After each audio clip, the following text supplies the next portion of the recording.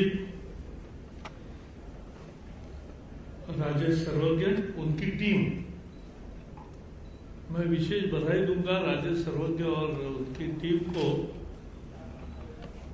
क्योंकि 100 लोगों के आर्टिकल्स इकट्ठा करना, मैं आईएनबी मिनिस्टर हूं, मुझे पता है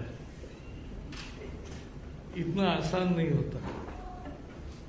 ये सही है कि नरेंद्र मोदी जी पर लिखने का हमने अगर किसी को रिक्वेस्ट किया तो जरूर वो लिखेंगे, लेकिन फिर भी सबको कम्युनिकेट करना, सबको लिखाना और फिर वो लाना और उसका एक ब्यूटीफुल ऑडियो बुक तैयार करना, एक वीडियो बुक तैयार करना, एक पीडीएफ में भी देना और इसमें भी देना एक किताब के रूप में, नरेंद्र एट 70। ये आसान काम नहीं है जो किया है। राजेश जी, आपको और आपकी टीम को बधाई। नरेंद्र मोदी क्या जादू है, हमें समझना है। मोदी जी का लोगों का विश्वास और प्यार मोदी जी के तरफ बढ़ ही रहा है, कम नहीं होता। दुनिया में कोविड का संकट आया या आर्थिक स्थिति हर देश में परिणाम हुआ, इस पर अनेक देशों में प्रदर्शन निदर्शन होते रहे, लेकिन भारत में ऐसा नहीं हुआ। और सबसे महत्वपूर्ण है कि जो भी सर्वे हुए उसमें मोदी जी की लोकप्रियता केवल अक्षुण्ण नहीं रही, बढ़ती रही है। ये क्यों हुआ? क्योंकि उन्होंने राजनीति को अलग तरीके से किया।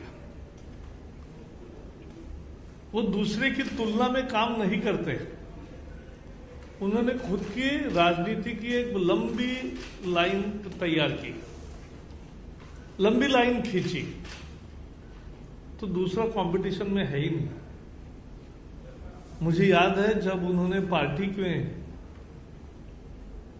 अमित शाह अध्यक्ष थे और इन्होंने जब पहले बार विषय रखा कि मेंबरशिप का ड्राइव ये मिस कॉल कैंपेन से करेंगे, तो हमें थोड़ा ये लगा, हम हर बार 2 साल के बाद लोगों के घरों में जाते हैं तो भी लोग आना करते हैं, पैसे तुरंत नहीं देते या कल आना बताते हैं, कुछ करते हैं, तो ये खुद होके मिस कॉल कैसे देंगे? लेकिन मोदी जी का और भारतीय जनता पार्टी का स्थान लोगों के हृदय में इतना था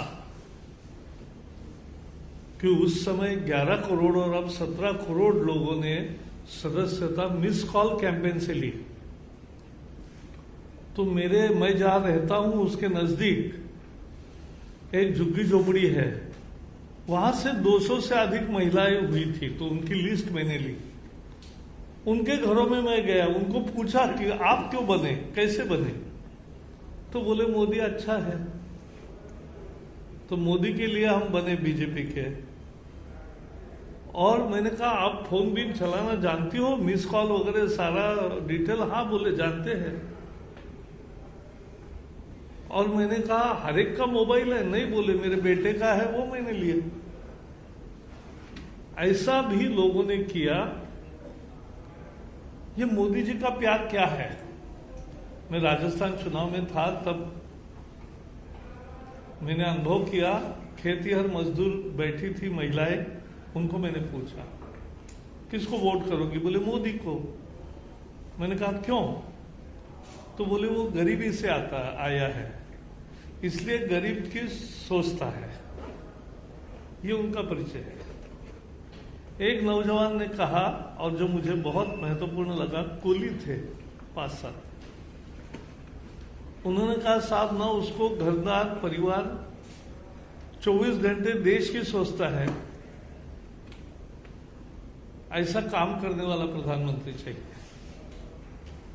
यानी जिन्हें हम अनपढ़ कहेंगे या जिन्हें हम कम पढ़े लिखे कहेंगे, ऐसे लोग मोदी जी के बारे में ये सोचते हैं कि ये देश के लिए काम करने वाला प्रधानमंत्री है, ये गरीब के लिए काम करने वाला, ये दलित, शोषित, पीड़ित, वंचित तबकों के लिए काम करने वाला है। और मध्यम वर्ग को भी उन्होंने ख्याल रखा। देश में कानून सुरक्षा लाई, कानून व्यवस्था लाई, ढंग से सुरक्षा ज्यादा मुहैया कराई गई। आज चीन और पाकिस्तान भी समझ रहा है कि भारत किस मेटल का बना है, किस चक्की के आटा खाया है। तो ये मोदी जी के कर्तृत्व के कारण उनकी लोकप्रियता है। उन्होंने कभी दूसरे से या दूसरे किसी विरोधी दल से उनकी कंपटीशन है ही नहीं। वो हर बार अपना ही किया हुआ रिकॉर्ड तोड़ के आगे बढ़ते हैं देश सेवा में।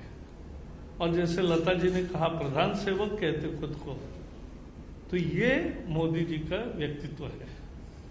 हमें भाग्य है कि हमें कैबिनेट में है, उनके साथ 4.25 साल हो गए काम किया।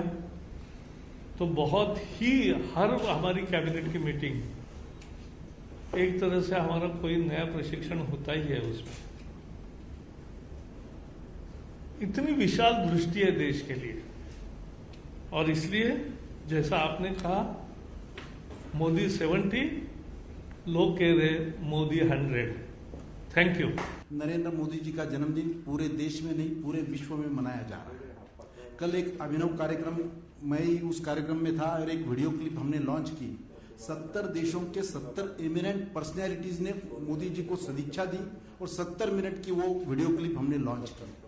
आज राजेश सर्वज्ञ जी के विवेकानंद यूथ कनेक्ट के माध्यम से जो लोगों के उन्होंने नाम लिए हैं, ऐसे लोग हैं कि जिन्होंने पूरे लाइफ में एक भी राइटअप लिखा नहीं। फिर वो लता मंगेशकर हो, सुनील गावस्कर हो, ऑस्ट्रेलिया के पूर्व प्रधानमंत्री हो, मुरारी बापू हो, ऐसे ऐसे लोगों ने स्पिरिचुअल क्षेत्र के, कल्चरल क्षेत्र के, आध्यात्मिक क्षेत्र के ऐसे लोगों ने राइटअप लिखे हैं।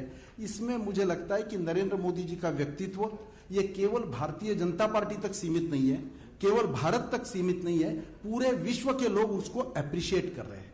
और ये तो सप्ताह मोदी जी के जिस प्रकार से संकेत थे, केवल होर्डिंग लगाकर, केवल नारेबाजी कर कर, केवल ऐड छापकर ये मेरा बर्थडे नहीं मनाया जाएगा।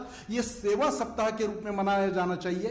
कोरोना के कार्यकाल में भी सभी संकेतों का ध्यान रखकर कई जगह पे वृक्षारोपण हुआ, ब्लड डोनेशन हुआ, काढ़ा और मास्क का वितरण हुआ, राशन का वितरण हुआ, सीनियर सिटीजन्स का सम्मान हो रहा है। ऐसे अलग अलग कार्यक्रमों के माध्यम से अनेक जगह पे हवन हुए, भंडारे के कार्यक्रम हुए।